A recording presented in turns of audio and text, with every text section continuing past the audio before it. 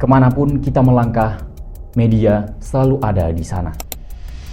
Entah itu suara radio yang menemani perjalanan, berita di layar kaca saat kita makan, atau iklan besar yang menatap kita di persimpangan jalan.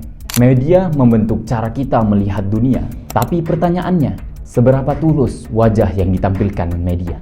Dan apakah kita bisa melihat kejujuran di balik derasnya informasi hari ini?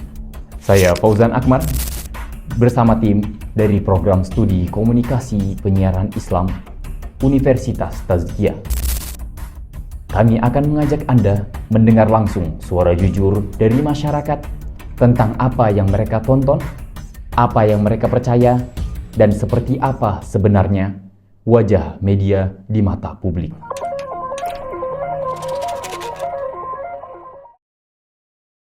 Oh, saya lebih ke YouTube keseharian saya itu.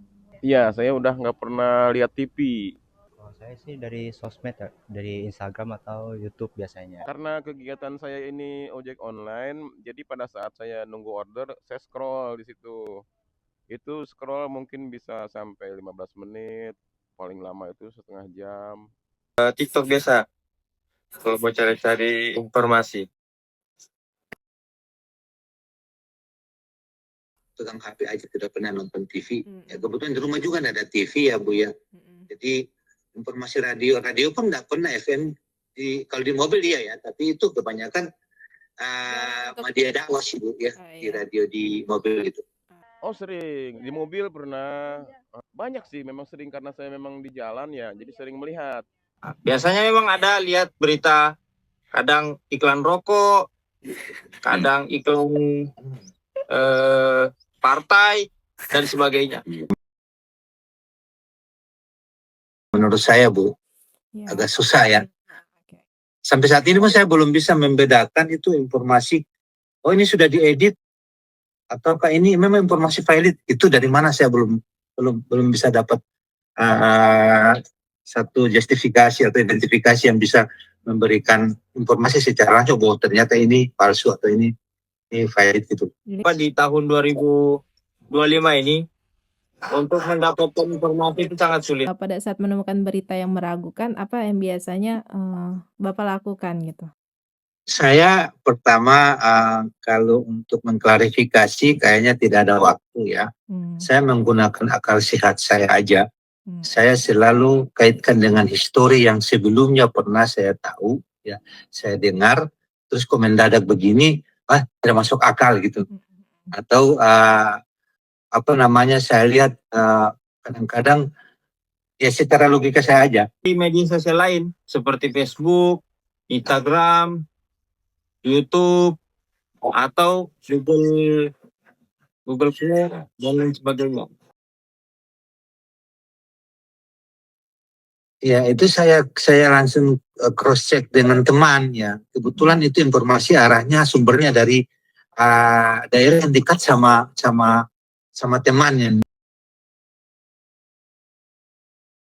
Aktif tentang kebijakan-kebijakan pemerintah aja, politik, lebih ke politik.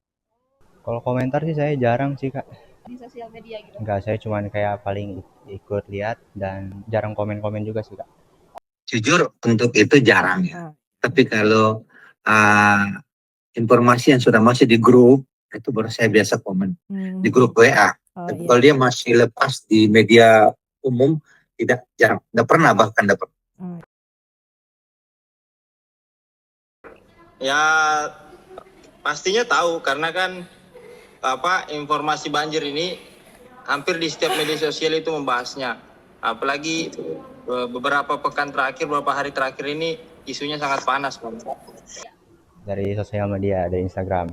Soalnya sempat ramai juga kan ya. Mungkin karena banyaknya penebangan pohon yang liar sih Kak. Nah, ini mungkin saya suka nih pertanyaannya nih, karena saya memang geram banget ya. Yang mungkin ini salah satu kelakuan pejabat-pejabat pemerintah ya, yang membuat bencana di Sumatera itu. Bencana sebesar itu jadi tidak ditetapkan sebagai bencana nasional, salah satunya itu kan. Dan banyak pemain pejabat di bencana itulah intinya. seperti itu? Itu adanya erosi, kalau kita bilang hambatan yang kecil, dibilang loss resistant ya. Ibaratnya air itu mengalir bebas dari gunung karena memang tahanan-tahanan atau resapan-resapan yang diharapkan dari tumbuhan itu sudah habis.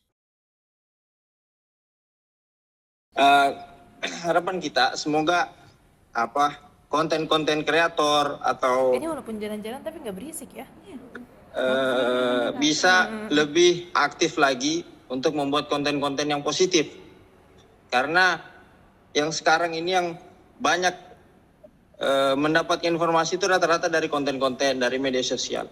Makanya harus lebih aktif lagi dan untuk penanggung jawab atau yang membuat kebijakan, terutama pemerintah, untuk lebih mengontrol lagi apa konten yang perlu atau layak untuk disebarluaskan dan mana yang tidak layak. Udah nggak natural gitu, udah nggak netral. Ada juga media yang nggak netral gitu kan. Kalau media itu ya kita harus pintar-pintar untuk membedakan mana yang jelek mana yang buruknya gitu aja.